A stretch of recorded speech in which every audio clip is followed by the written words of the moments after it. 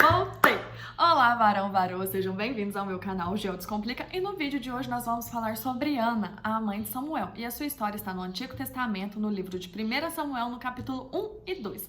Mas antes eu quero pedir para você se inscrever no meu canal, ativar o sininho de notificações para não perder nenhum vídeo, deixar o seu like e compartilhar com todos os seus amigos. Agora, vamos para a Bíblia. Bom, galera, o significado de Ana no hebraico significa mulher graciosa, cheia de graça. Né? E logo no primeiro capítulo de 1 Samuel, nós já vemos que Ana ela era estéril e ela era casada com um homem que se chamava Eucana. Segundo aí os estudos judaicos, né, durante um período de 10 anos, Ana não conseguiu gerar nenhum filho para o seu marido.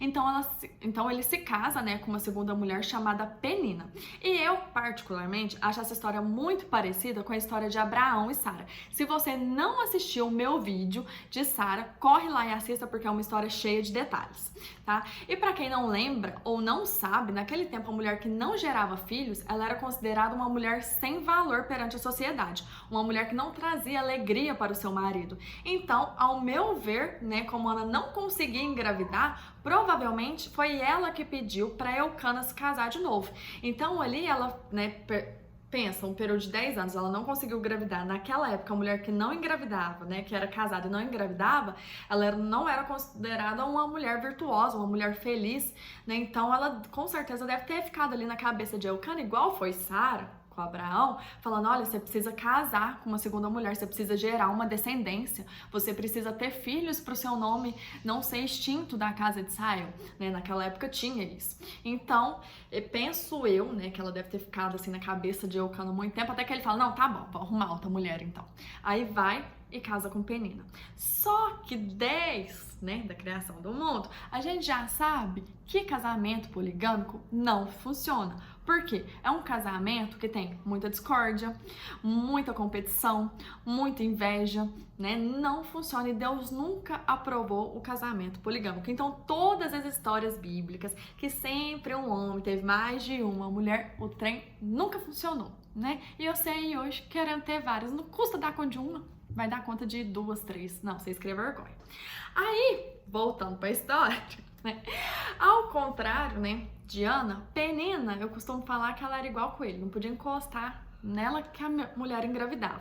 Então ela implicava muito Ana por causa disso, né? Sempre jogando na cara dela que ela era agraciada por ter filhos, que ela era uma mulher virtuosa, que ela era uma mulher fértil, que ela era muito abençoada, que ela era uma mulher muito rica por gerar filhos, né? E Ana passava por essa humilhação todos os dias. E todo ano, no dia de Rosh Hashanah, que é o Ano Novo Judaico, e só por curiosidade, o Ano Novo Judaico, no ano de 2023, foi no dia 15 a 17 de setembro. E Eucana, né, e suas duas esposas e os filhos que ele tinha com Penina, eles iam para Siló, né, no tabernáculo, adorar ao Senhor, levava sacrifícios de agradecimento, né, pelas bênçãos que receberam no decorrer do ano. Ele dava porções, né, de sacrifício para Penina, para os filhos dos dois, e dava uma porção dobrada para Ana. Por quê? Porque ele amava mais Ana, né? Ana que era sua esposa mesmo. E todo ano Penina a irritava, especialmente nesse dia, né? Então Ana chegava nessa época, ela não comia e nem bebia nada, só de tristeza, né? De tristeza e só chorava muito, não comia nem bebia. Então, né, com certeza no decorrer desses anos aí, Ana pedia, né, para o seu marido orar por ela. E ele certamente orava para Deus, né, fazer um milagre ali para ela poder engravidar, porque ela sabia das histórias de Abraão e Sara, Isaac e Rebeca, né, Jacó e Raquel, porque todos oraram a Deus para suas esposas, né, engravidarem, né, e todas as orações foram respondidas. Então, se Eucana orasse por ela, né, pedindo a Deus ali para ela engravidar, com certeza ela acreditava que com certeza ela iria, né, engravidar. Só que Eucana, vendo que Ana não comia e nem bebia e só chorava, ele falou para ela, Ana, por que você tá chorando? Por que você não tá comendo e não tá bebendo? Eu não sou melhor do que 10 filhos?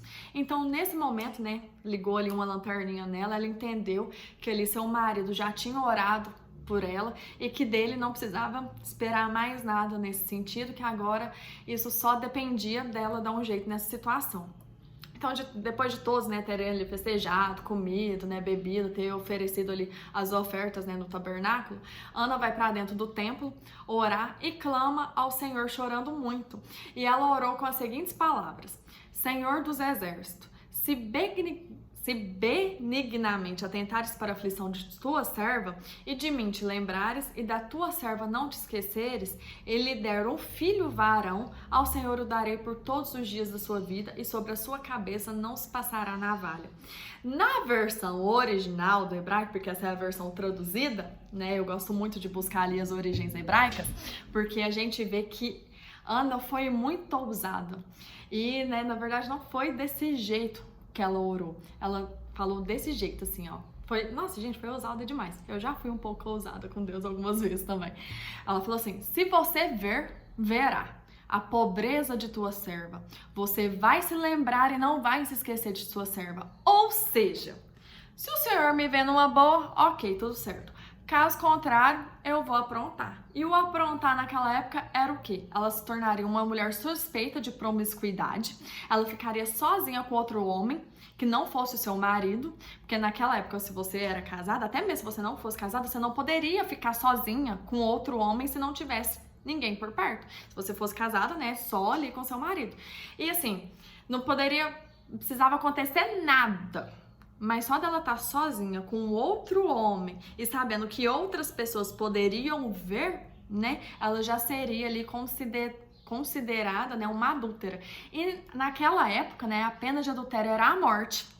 Então, assim, né, e não só bastasse, né, essa ameaça que ela faz, ela também fez o pedido completo para Deus. Tipo, ela só não foi ousada nesse sentido, né? Não, se o Senhor não me der o que eu tô pedindo, eu vou fazer isso, isso, isso.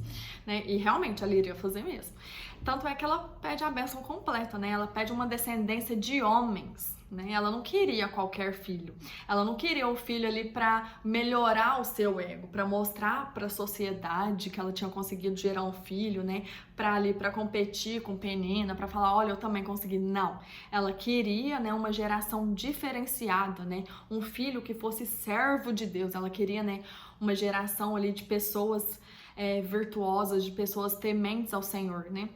E por fim, ela faz uma promessa, né, nessa oração, ela faz uma promessa para Deus, que se ele lhe concedesse essa bênção, né, que ela iria, né, o ofertá-lo, né, que ela iria o devolver, que ele serviria todos os dias de sua vida. E Eli, que era sacerdote do templo na época, vendo Ana naquele desespero todo, orando, né, e chorando muito ali prostrada, e detalhe, ela orava no seu íntimo. Ela não orava gritando com palavras, saindo som, ela só chorava prostrada, chorando muito, e ela orava tudo aquilo no seu íntimo, no seu coração. E Eli, vendo aquilo, né, que até então ele via ela chorando muito, né, ela mexendo os lábios, mas não saía som nenhum. Então ele achou que ela estava bêbada, que ela estava embriagada.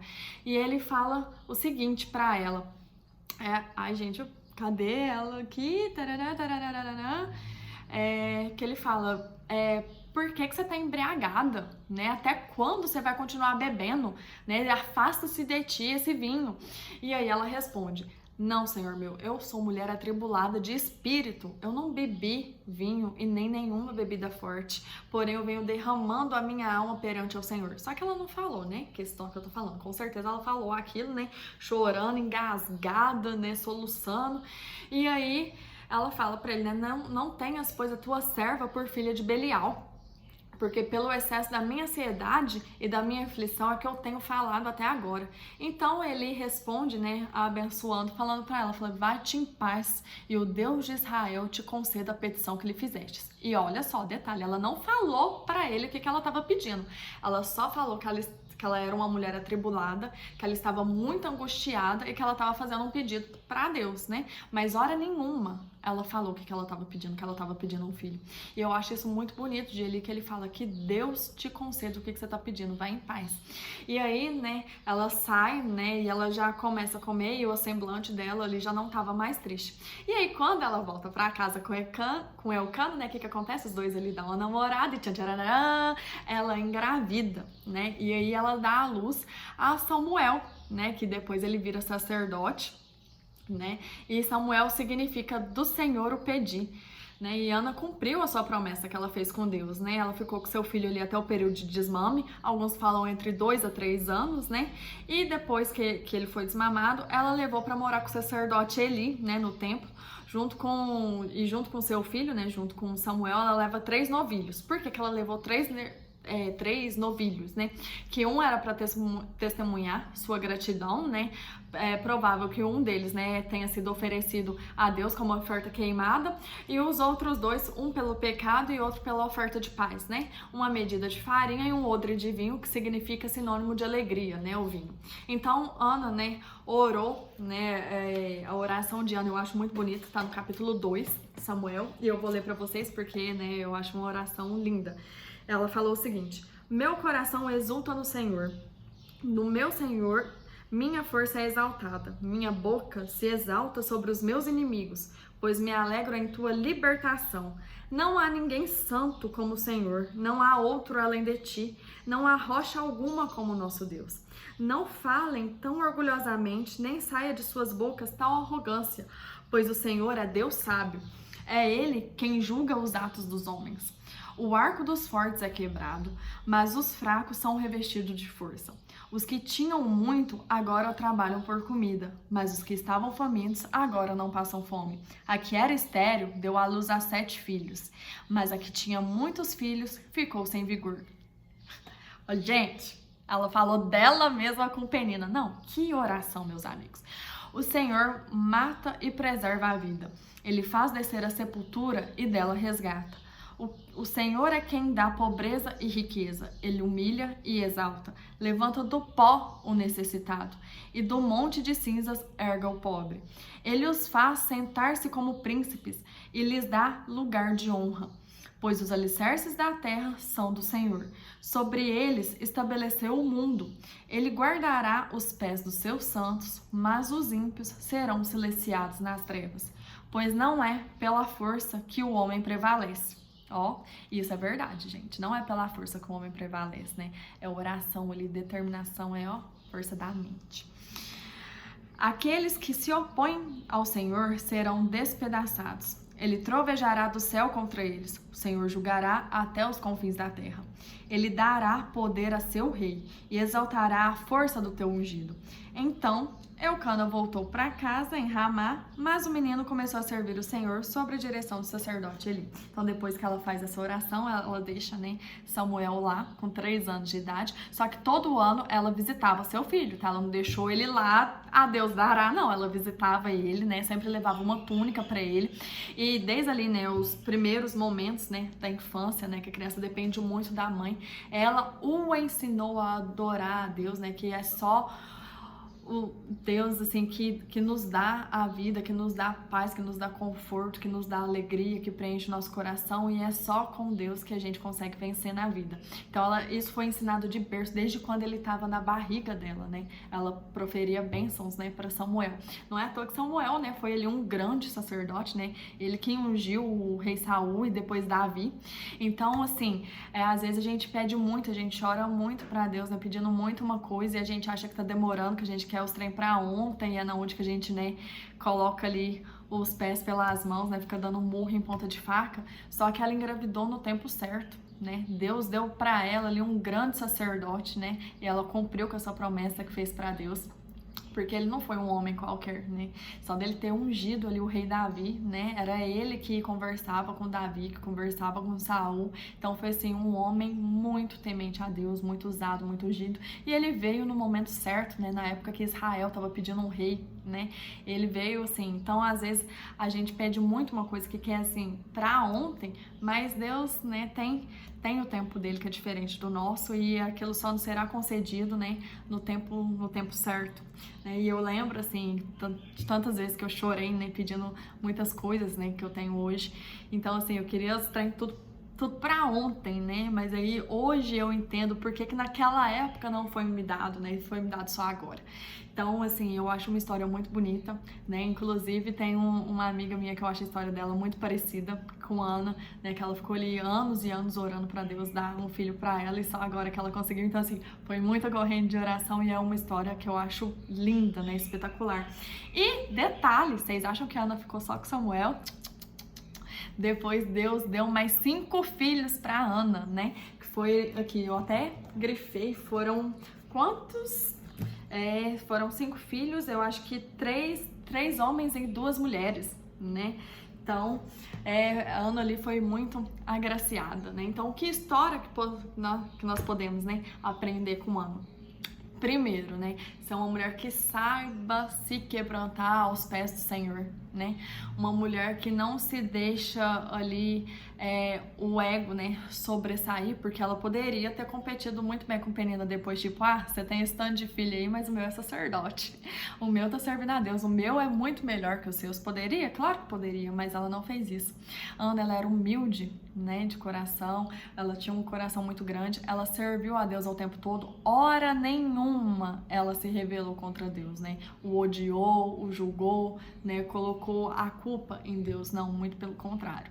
Então, assim, nós temos, né, muito que aprender aí com a história de Ana, a saber esperar, porque não basta só a gente orar e querer as coisas pra ontem, a gente tem que esperar, né? Então eu espero que vocês tenham gostado do vídeo. Ficou grande mesmo, porque é uma história cheia de detalhes, eu tentei encurtar o máximo que eu pude, mas eu espero que vocês tenham gostado do vídeo. Curtem, compartilhem, comentem, né? Me sigam lá no Instagram, meu arroba mudou, agora é arroba gel, com um E só agora, B Ribeiro. Eu espero que vocês tenham gostado, um beijo no coração de vocês e até o próximo vídeo. Tchau, tchau!